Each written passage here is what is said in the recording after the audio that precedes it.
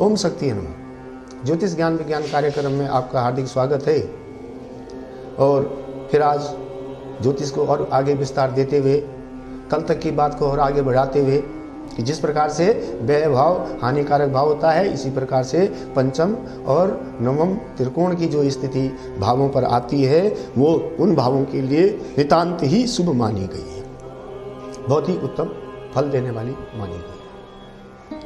जब आप ये समझ लेते हैं कि किस किस भाव से किस किस प्रकार से मेरे को गणना मिलती है और किस किस प्रकार से मेरा कौन सा कर्म प्रवाहित होता है, तो ये जो विज्ञान है जैसे ही ज्ञान का रूप धारण करता है आपको उसका लाभ मिलना शुरू हो जाता है। मेरा प्रयास इसी प्रकार से लगातार रहेगा और किसी न किसी प्रकार से आपकी समस्याओं का इसमें समाधान होता रहेगा। आज मैं एक चीज़ को और डिस्कस करना चाहता हूँ, विशेष करके एक पंचम भाव की बात करना चाहता हूँ कि प्रत्येक माता पिता का जो है अपने बच्चों के प्रति ये रहता है कि मेरा बच्चा कैसा बनेगा, इसकी विद्या कैसे होगी, इसकी बुद्धि कैसे होगी और इसका पठन पाठन की स्थिति क्या है, ये भविष्य में कोई तकनीकी शिक्षा ग्रहण करेगा नहीं करेगा, डॉक्टर बनेगा, इंजीनियर बनेगा, क्या करेगा, व्यापार करेगा, किस तरीके से करेगा। विशेष करके वो उसके बारे में विद्या को लेकर के चिंतित। और विद्या एक ऐसा सूत्र की विद्या ही आपको जो है वो उस काबिल बनाती है कि आप अपने लक्ष्य को प्राप्त कर सकते हैं। सूत्र भी आया है कि विद्या ददाति विनयम विनयाति याति पात्रता, कि विद्या आदमी को विनयता देती है। जब आपको विद्या का ये समझ लीजिए कि कोई सी भी आप आज की तारीख में विद्या को सिर्फ आप यहाँ डॉक्टर इंजीनियर बनना और हाई स्कूल इंटर करना और MBA इत्यादि ये सब कुछ करना, इसको विद्या समझ सकते हैं। ये कुछ 100-200 सालों की कहानी है। वस्तुतः विद्या वो जिससे आपको लाभ अर्जित हो रहा हो, जो आपकी ज़िंदगी में काम आ रही हो, चाहे दर्जी का काम हो, चाहे आपका जो है नाई का काम हो, चाहे पंडित का काम हो, चाहे व्यापार का काम हो, चाहे नौकरी का काम हो, चाहे आपको साइकिल बनाने से लेकर के, चाहे मकान बनाने से, चाहे बढ़ई का काम हो, किसी भी प्रकार का कोई सा भी काम हो, वो एक विद्या है। और वो विद्या जब आप उस पर पूरा कमांड करते हैं तो जितने, ये एक सूत्र दूसरा आता है कि दुनिया के अंदर कोई सा भी कार्य छोटा नहीं होता। डिपेंड इस बात पर करता है कि आप उस कार्य को कितनी शिद्दत से करते हैं, कितनी लगन से करते हैं, कितनी ईमानदारी से करते हैं। और जितनी लगन और ईमानदारी से आप कोई सा भी छोटा से छोटा काम करेंगे तो वही कार्य आपको बुलंदियों पर पहुंचा देता है। डिपेंड करता है इस बात पर कि आप उस कार्य को किस तरीके से करते हैं। और इस सब में विद्या और बुद्धि का ही योगदान होता है। एक शार्प माइंड होता है, 2 प्रकार के माइंड होते हैं। अब इस पर जब चर्चा है तो विस्तार से चर्चा करेंगे। 2 प्रकार के प्रत्येक व्यक्ति के पास माइंड होता है। एक माइंड होता है क्लास माइंड।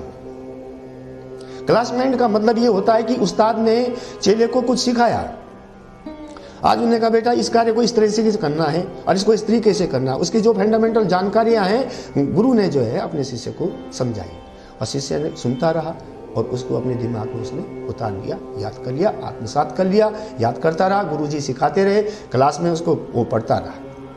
बहुत सारे इस प्रकार के मेधावी बच्चे होते हैं कि घर आकर के नहीं पढ़ते, बहुत कम पढ़ते हैं। अक्सर माँ बाप कहते हैं पढ़ता तो है नहीं लेकिन नंबर बहुत अच्छे आते हैं। उसका कारण ये होता है कि उस बच्चे का क्लास माइंड बहुत अच्छा होता है। वो जब क्लास में बैठ करके गुरुजी उसको किसी प्रकार की जो भी शिक्षा जिस भी चैप्टर को सुना रहे होंगे, डिस्कस कर रहे होंगे, वो उनको हूबहू अपने दिमाग में उतार लेता है। इसे हम कहते हैं क्लास माइंड। ये सबसे ज्यादा महत्वपूर्ण बात है। दूसरा, presence of mind. Presence of mind हम उसको कहेंगे जिसे कहते हैं क्विक, जो कार्य करने की स्थिति लाता है। अगर ऊपर से कोई पत्थर गिर रहा हो और आपने देख लिया हो और सेकंड के 100वें हिस्से में वो आप तक पहुंच रहा हो तो आपकी क्या प्रतिक्रिया होगी? प्रेजेंसी ऑफ माइंड वहां पर आपका क्या निर्णय लेगा? अगर कहीं पर सामने से कोई स्कूटर वाला तेजी से आ रहा है और आप भी अचानक उसके सामने आ गए, तो ये आपकी यहां पर जो क्लास माइंड है, जो आपने सीखा है क्लच ऐसे दबता है, ब्रेक ऐसे दबता है, ये काम नहीं आनेगा। यहां पर प्रेजेंसी ऑफ माइंड, आपके माइंड ने उस टाइम क्या काम किया? एक्सीलेटर पर दबा दिया तो भिड़ गए, और उसने अगर ब्रेक दबा दिया तो बिल्कुल दुर्घटना होने से रुक गई। ये तो एक साधारण सी बात है। लेकिन प्रेजेंसी ऑफ माइंड को हम बड़ी बड़ी बातों में भी देखते हैं। अगर युद्ध हो रहा हो कहीं पर, अगर कहीं पर बवाल मचा हुआ हो, पब्लिक अगर हल्ला बोल रही हो, बड़ा अधिकारी हो, उसको 1 सेकंड में 1 मिनट के अंदर कोई निर्णय करना हो, तो उस अधिकारी की प्रेजेंसी ऑफ माइंड पर डिपेंड करता है कि वो किस प्रकार से उस टाइम निर्णय लेता है। आप भी रोजाना देखते हैं, बहुत बार देखते हैं, अपने रोजाना के एक्टिविटीज में देखते हैं कि प्रेजेंसी ऑफ माइंड ने आपको कैसे सजग किया। कई बार ऐसा होता है आपने देखा होगा कि आपके एक हाथ से कोई गिलास छूटता है, लेकिन जितनी तेजी से आपके हाथ से गिलास छूटा, दूसरे हाथ ने उतनी ही तेजी से नीचे से थोड़ी दूरी पर जाकर उस गिलास को पकड़ लिया। ये प्रेजेंसी ऑफ माइंड है। तो 2 प्रकार का माइंड, एक क्लास माइंड और एक प्रेजेंसी ऑफ माइंड।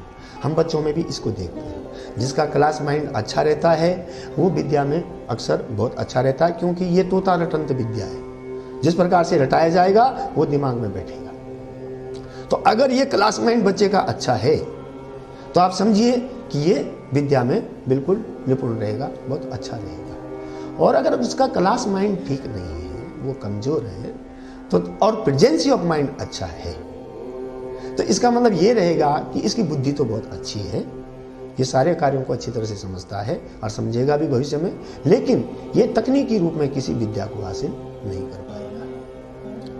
आपने देखा होगा कि बहुत सारे ऐसे लोग होते हैं कि जिनको उस क्षेत्र से संबंधित डिग्री उनके पास नहीं होती है, लेकिन वो उस क्षेत्र में माहिर होते हैं, जबकि उसका वो क्लास माइंड नहीं था, उन्हें कहीं क्लास में वो पढ़ा नहीं था, लेकिन उसकी प्रेजेंसी ऑफ माइंड ऐसी रही है कि उसने जब जब भी जहां भी उस चीज को देखा तुरंत पिकअप कर लिया और उसको सारा जोड़ लिया, और जब मौका पड़ा तो उसको उसने डिस्प्ले करके भी दिखा दिया। तो विद्या ददाति विनयम, विद्या आपको इस प्रकार का विनय दे देती है कि आपको सिद्ध हस्त कर देती है उस क्षेत्र में, और वो ज्ञान दे करके विद्या आपको अपने कल्याण के लिए एक हथियार विद्या के रूप में आपको मिल जाता है। दूसरी बात कि बुद्धि का जो हम कुंडलियों में विवेचना देखते हैं वो और भी खानों पर डिपेंड करती है, और बिना उनको डिस्कस किए बुद्धि का सारा विश्लेषण नहीं किया जा सकता है। आप देख रहे हैं हमारा कार्यक्रम ज्योतिष ज्ञान विज्ञान।